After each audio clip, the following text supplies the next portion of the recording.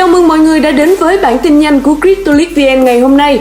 Đây là Cryptolitvn và bạn đang nghe đọc báo cùng Cryptolit mỗi ngày. 5 xu hướng tiền điện tử hàng đầu vào năm 2021.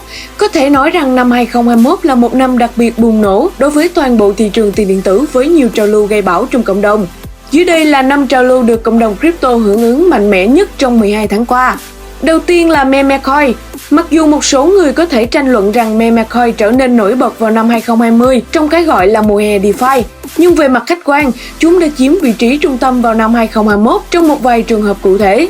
Tuy nhiên, không giống như các xu hướng khác, Memecoin dường như được thúc đẩy bởi thế lực mang tên Elon Musk. Giám đốc điều hành của Tesla đã thúc đẩy nhận thức to lớn về thứ được cộng đồng crypto gọi là vua của Memecoin, Dogecoin. Với sự hậu thuẫn của Musk, Doge từ một trò đùa Internet đã tăng gần 4.000% trong năm.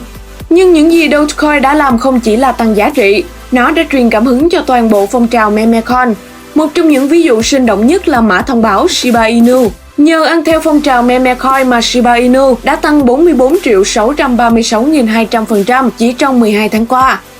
Mã thông báo Non-Fungible. Các mã thông báo không thể thay thế đã đi đầu trong ngành công nghiệp tiền điện tử trong một thời gian khá dài. Có lẽ câu chuyện có ảnh hưởng nhất đến vấn đề NFT là việc People thu về hơn 69 triệu đô la từ bức tranh kỹ thuật số The First 5000 Days một cách kỳ lạ. Sau đó, các bộ sưu tập tưởng chừng như vô giá trị như CryptoPunks, Props, Bored Ape và Jan Club.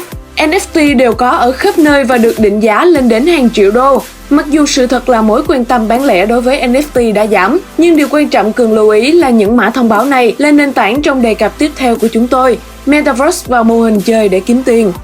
Play to earn. Blockchain và trò chơi trực tuyến là hai lĩnh vực được quảng cáo là song hành với nhau trong một thời gian khá dài.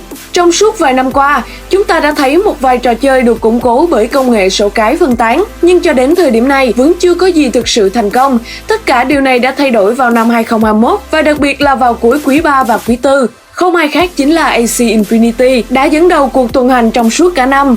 Tuy nhiên, toàn bộ thể loại Play to Earn đã thành công sau khi Facebook tiết lộ rằng họ sẽ đổi thương hiệu thành Meta và trở thành người chơi tích cực trong việc xây dựng Metaverse.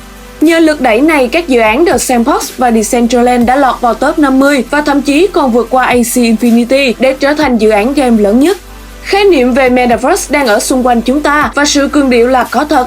Hàng trăm đội đang chạy đua để tạo ra một trò chơi blockchain blue chip có thể giành được cơ sở người chơi và trở thành một nhà lãnh đạo có uy tín.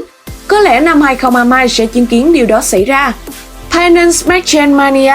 Nếu năm trước chúng ta chứng kiến một mùa hè DeFi trên Ethereum, thì năm nay chúng ta chứng kiến điều tương tự được làm sáng tỏ trên chuỗi thông minh Binance. Nhu cầu về các ứng dụng phi tập trung trở nên cao đến mức nó thực sự làm tắc nghẽn mạng Ethereum. Các quy trình sử dụng nhiều người dùng đã tăng đến mức mọi người phải trả hàng trăm đô la phí giao dịch, khiến các nhà đầu tư nhỏ hơn hầu như không thể tham gia vào lĩnh vực tài chính phi tập trung. Vào tháng 3, số lượng giao dịch trên PancakeSwap, DEX lớn nhất trên BSC, cao hơn so với toàn bộ mạng Ethereum trong khoảng thời gian 24 giờ. Vào tháng 4, tổng giá trị khóa PancakeSwap đạt 5,5 tỷ USD, tạm thời vượt qua TVL trong Uniswap. Xu hướng Mark Laser, Bitcoin đến 100.000 đô la. Mark Laser là một xu hướng tập trung vào Bitcoin và cũng đã chứng kiến rất nhiều sự cường điệu trong suốt năm qua. Về cơ bản, ai đó đã nảy ra ý tưởng đặt Mark Laser trên ảnh hồ sơ Twitter và giữ nguyên như vậy cho đến khi giá Bitcoin đạt 100.000 đô la.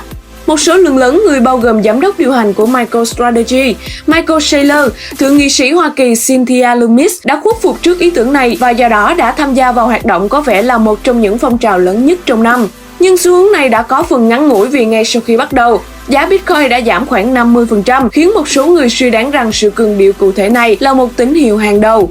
Và đó là tất cả bản tin nóng của ngày hôm nay. Đọc báo mỗi ngày cùng Cryptolitvn, nâng cao kiến thức crypto. Xin chào và hẹn gặp lại!